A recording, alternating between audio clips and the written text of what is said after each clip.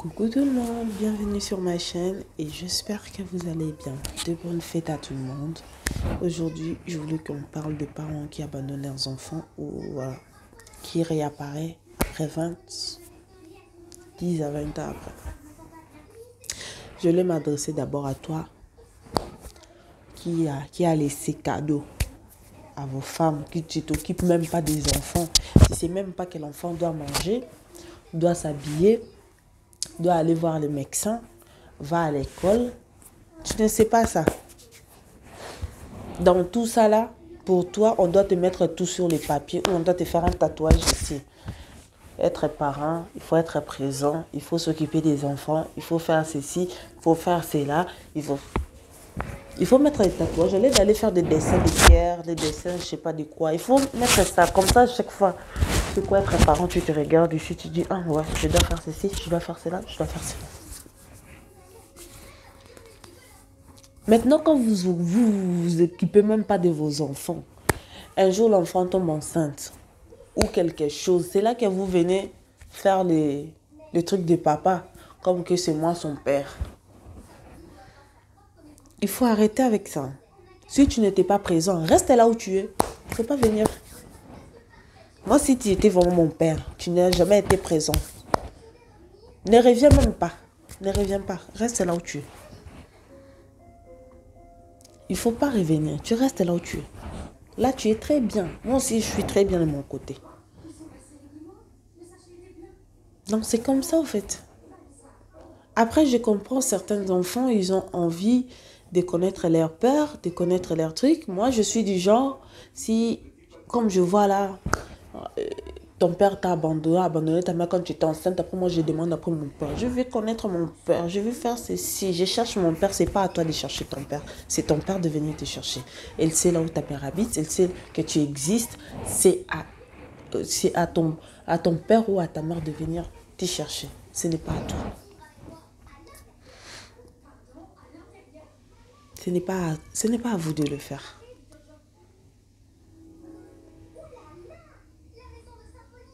Moi, je dis juste, si c'était moi que on m'avait abandonné, si tu es mon père, tu restes là où tu es. Ne viens pas.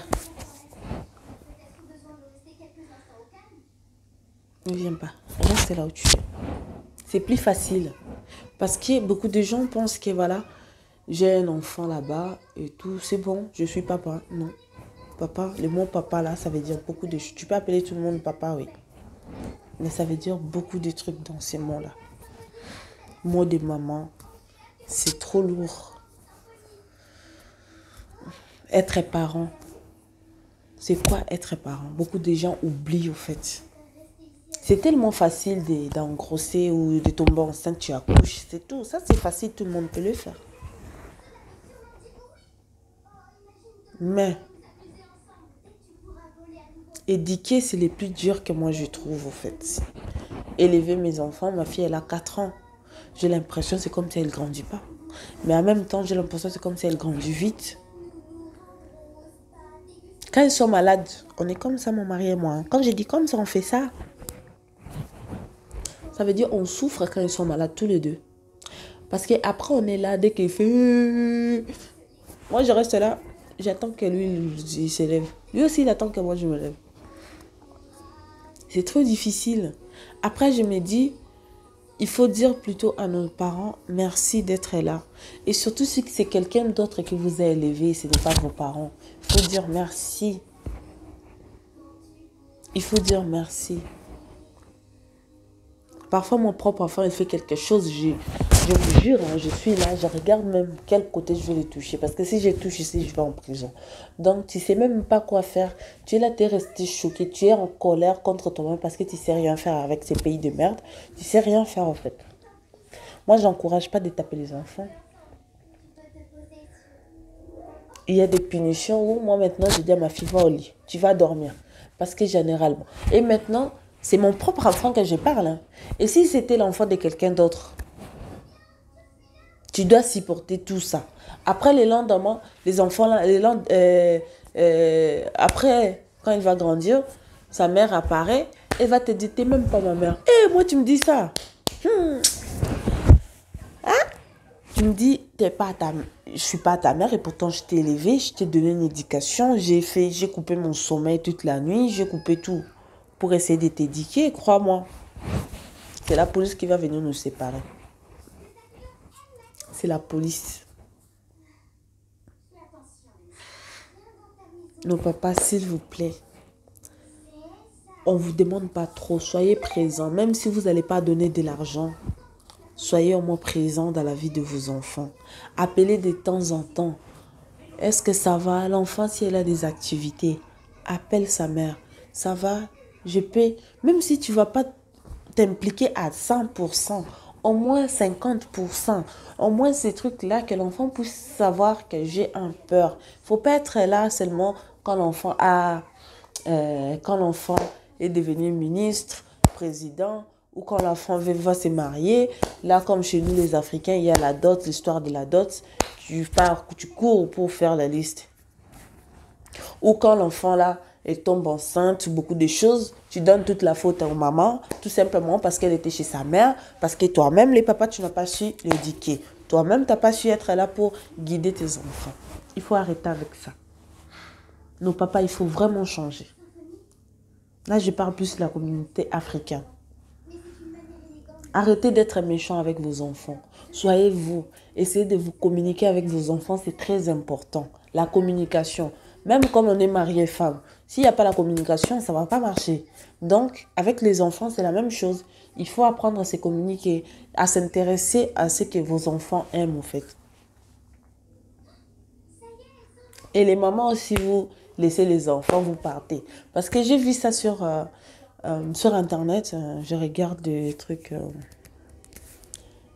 la fille qui cherche sa mère parce que sa mère l'avait abandonnée quand elle était petite. Moi, à ta place, je ne vais pas chercher. À vos places, je ne vais pas chercher.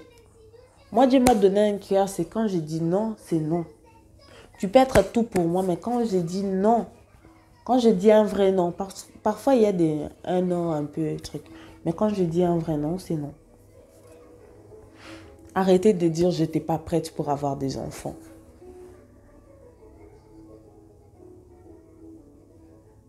Personne n'est prêt pour être parent. Personne. On apprend. On a même peur.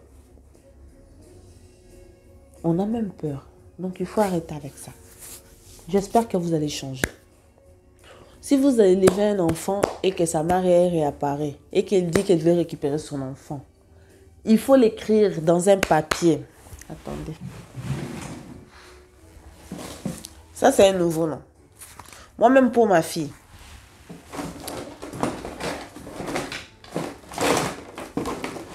Les cadeaux de Noël.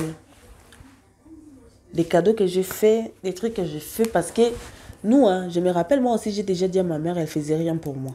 J'ai dit à ma mère une fois. J'ai ramassé. Le jour où elle va me dire que maman, tu n'as rien fait pour moi, tu as fait ceci, tu as fait cela. Ce jour-là, elle va me sentir. J'écris pas ça pour qu'elle me rembourse.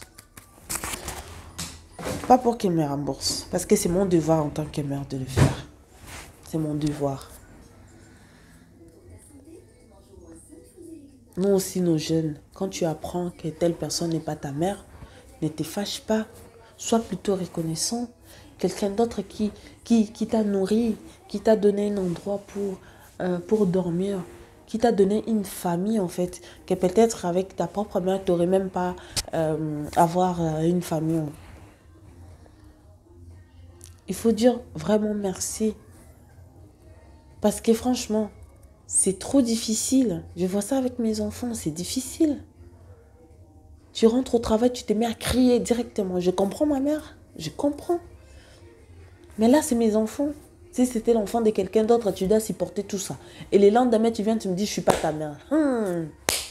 Les jours là même, toi, ta mère, toute ta famille, vous allez me sentir, franchement.